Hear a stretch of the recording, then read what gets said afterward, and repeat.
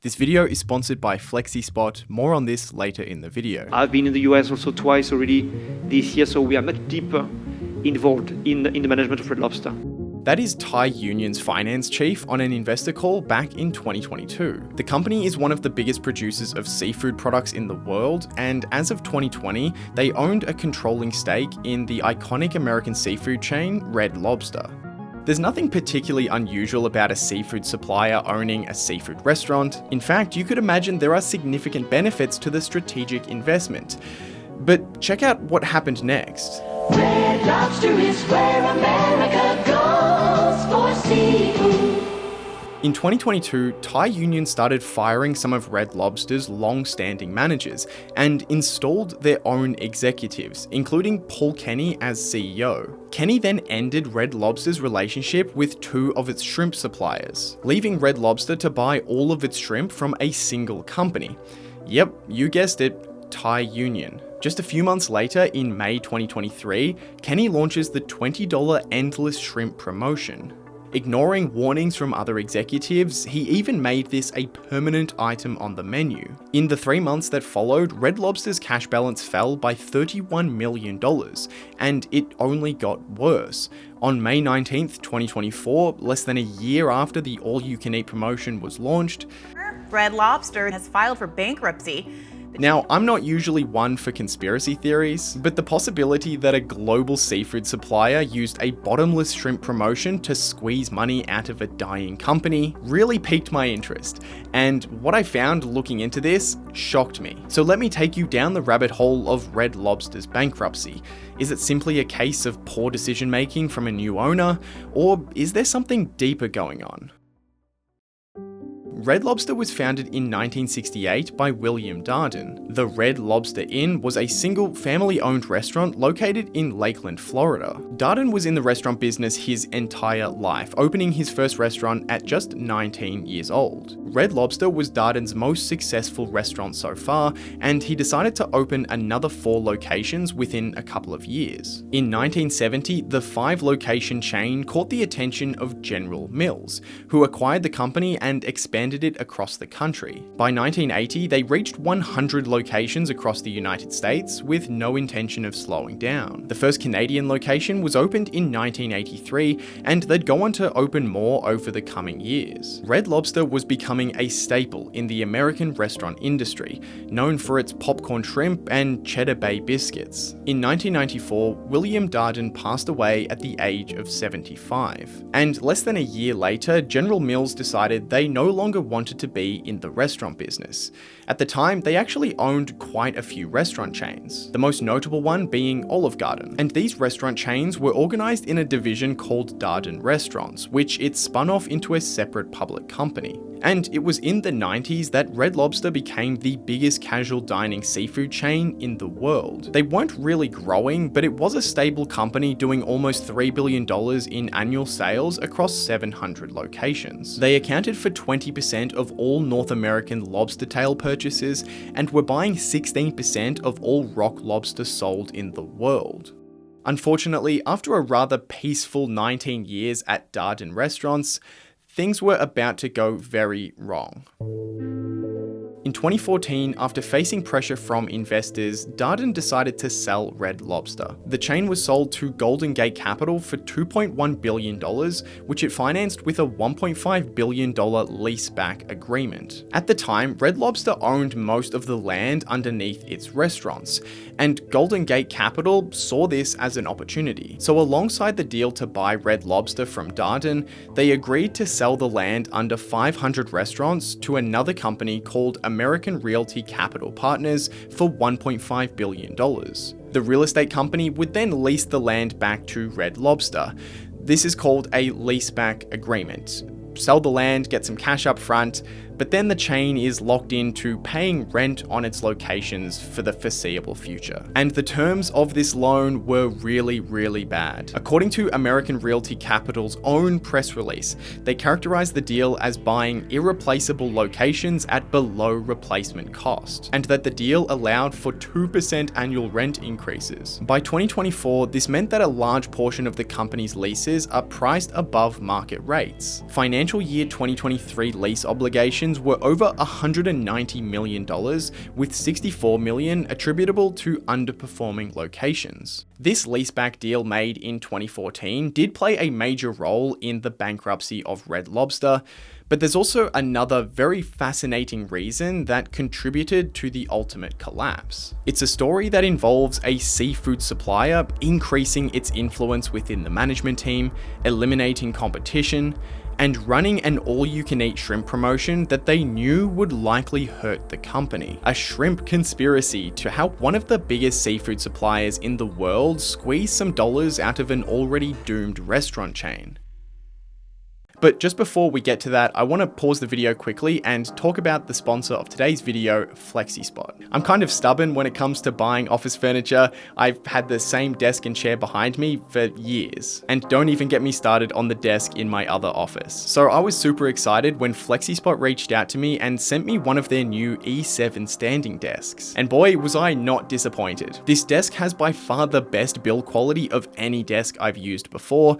You'd be pretty hard pressed to spill anything on this thing, even at standing height. It can hold up to 355 pounds or 161 kilos while stationary. The keypad is extremely high quality and easy to use with 4 presets and a USB charging port for mobile devices. Your desk comes with cable organizers, and you even have the option to add a cable tray to your order if you want. I'm a bit of a sucker for clean, aesthetic workspaces, and with FlexiSpot's customization options, you'll be able to design a desk that perfectly fits your style. So if you're interested in upgrading to what will probably be the best desk you'll ever own, check out the E7 desk over at flexispot.com or any of their other products such as the 4-legged E7 Plus model, or other office stuff. They also sent me one of their OC15 chairs, and it is extremely comfortable. It kind of shocked me how affordable their products are for the quality that you're getting. Check out the description below for a link to their site and a promo code for a special discount.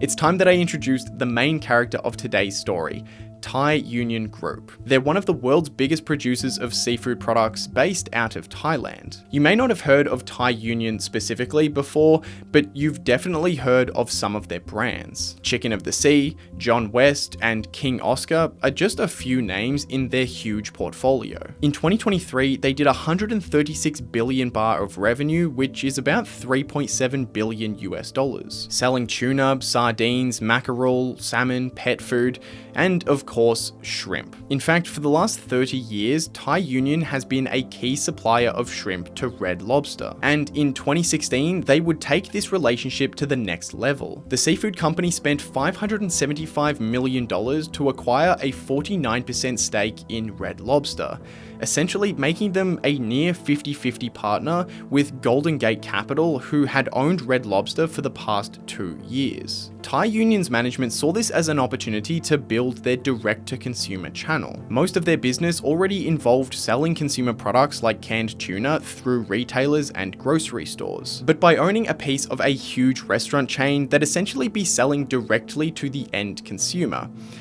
That's assuming that the restaurant chain is a good business, which at the time it wasn't. In the 2017 annual report, Thai Union noted that their Red Lobster investment was making them money, but only from the dividends. The actual underlying business was unprofitable. Part of Thai Union's deal to buy 49% of Red Lobster included preferred stock, which essentially meant that they got a fixed dividend every year. That's great for recouping some of their investment immediately, but ultimately Red Lobster needs to be a profitable company. And at the time, it wasn't. Likely in part due to suddenly incurring huge rent payments after the Golden Gate deal. Then 2020 rolled around and it decimated Red Lobster. Revenue dropped almost 30% due to pandemic restrictions, and they went from losing $20 million a year to losing $130 million a year. I don't have enough details on Red Lobster's financials to know for sure, but I have to imagine at this point that they're basically on the verge of bankruptcy. And Thai Union used this as an opportunity to increase their ownership and control of Red Lobster. Along with some other investors, Thai Union formed the Seafood Alliance, and together bought the remaining 51% of the company from Golden Gate Capital for an undisclosed amount. This meant that Thai Union effectively now had complete control over the company, and it didn't take them long to start making some major changes. They completely reshaped the people who were running the company. According to former employees, many people who had deep knowledge of the industry and had worked there at the company for many decades either resigned or were fired, with those people being replaced with Thai Union's own executives. Les Foreman, who worked at the company for 20 years, said it was miserable working there for the last year and a half. In 2022, the CEO of Red Lobster stepped down, and Thai Union installed someone called Paul Kenny. To say this guy had a bad reputation would be putting it very lightly. According to a CNN investigation, on one occasion, Kenny made a snide comment about a woman's weight, saying, "We need to institute an exercise program in this company." One of the worst things that Kenny did, as highlighted in the bankruptcy filing, was the decision to eliminate the 2 other shrimp suppliers Red Lobster was buying from. Supposedly, this was done due to a quality review of the shrimp suppliers, but the result was Red Lobster now bought its shrimp exclusively from Thai Union, leading to higher costs. And what better way to make use of this new exclusive shrimp arrangement to offer an endless shrimp promotion. Starting in May 2023, Red Lobster launched an unlimited shrimp deal for just $20. The finance chief said for those who have been in the US recently, $20 was very cheap, and the rationale for this promotion was to say that we knew the price was cheap, but the idea was it would bring more traffic in the restaurants. Endless shrimp or crab deals have been a pretty frequent promotional deal at Red Lobster for decades. These promotions usually lose money, but they drum up a ton of press, and they ultimately bring people through the door who may spend money on some of the profitable menu items. But this promotion in particular was different for a number of reasons. For starters, Kenny insisted on making the endless shrimp deal a permanent item on the menu, which got a huge amount of pushback from other executives. This kind of promotion just doesn't work as a permanent item, and Red Lobster's 2003 promotion should be all the evidence you need. The promotion was nearly identical to the 2023 one, except it was for endless crab. To no surprise, it was wildly popular. One girl claims to have eaten 108 crabs in 4 hours. The first problem was that after 2 servings, the restaurant started losing money. But secondly, customers now had a reason to stay for hours, trying to maximize the value of the deal. So the restaurant had less turnover of customers, and the customers who were in the restaurant were costing them money. The deal was stopped just 7 weeks after it began, and the company lost $3.3 million. So not only was running a shrimp deal a risky strategy, given Red Lobster was already unprofitable and struggling to survive, but making it a permanent item on the menu was basically a death sentence. But it didn't just stop there. The bankruptcy filing says that there is currently an investigation into whether Thai Union and the CEO Paul Kenny encouraged excessive in-store merchandising. Obviously, the shrimp promotion itself was an unprofitable menu item, but the hope was that you would bring more people in who would spend money on other things at the restaurant. It would be in Red Lobster's best interest to have very little promotion of this deal inside the stores. People in the restaurant are already sitting down, ready to eat. You don't need to be promoting them and pushing them towards a menu item that's going to lose you money. Well, actually, I can think of one reason you might do that. Maybe if you were the only shrimp supplier and you wanted to sell as much shrimp as possible regardless of how it impacted the restaurant. According to the bankruptcy filing, the promotion cost the company $11 million and it increased its supply obligations, particularly with Thai Union. From an outside perspective, you might say it looked like Thai Union knew Red Lobster was going to fail, that it was going to miss debt payments and be taken over by creditors, and that they saw an opportunity to at least get some money out of the investment before it ultimately failed. Well, that's exactly what's being investigated right now. Oh, and just before Red Lobster filed for bankruptcy, Thai Union announced they planned to exit their investment in the company. Yep, that's right, they tried to jump off the ship that they themselves sunk. But in all seriousness, beyond the promotion and mismanagement, there were some other reasons noted in the bankruptcy filing that contributed in a meaningful way to the ultimate collapse of Red Lobster. The new CEO, Jonathan Tibbis, who was in charge of the restructuring, noted that the company had been deteriorating for years. Annual guest count was down 30% since 2019, and in 2023, the company lost $76 million.